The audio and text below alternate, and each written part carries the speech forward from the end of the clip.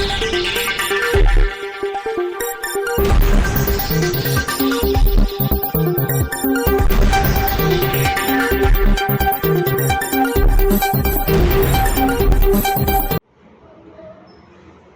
દર્શક મિત્રો, સિનો સમાચારમાં આપ સૌનું હાર્દિક સ્વાગત છે। અંકલેશ્વર નગરપાલિકા સંચાલિત ડિસ્પેન્સરી ખાતે ઈસીજી હવે કોટરી મશીનનું પાલિકાના પ્રમુખ લલિતાબેન રાજપુરોહિતના હસ્તે લોકાર્પણ કરવામાં આવ્યું।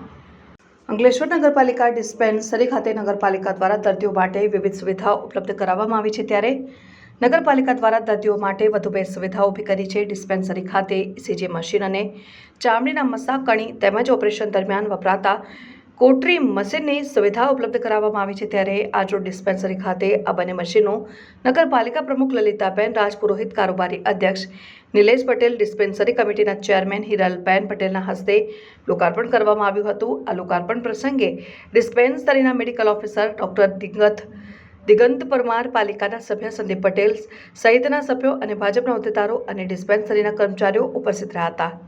રિપોર્ટર મુકેશ વસાવા, સિનો સમાચાર ન્યૂઝ, અંકલેશ્વર।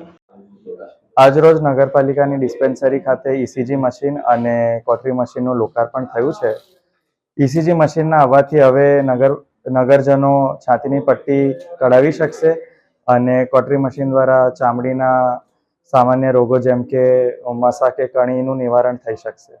તેથી નગરજનોને વિનંતી છે કે લાભ લેવા આવે। આજરોજ અંકલેશ્વર નગરપાલિકા ડિસ્પેન્સરી ખાતે કોટરી મશીન અને ઈસીજી મશીનનું લોકાર્પણ કરવામાં આવ્યું।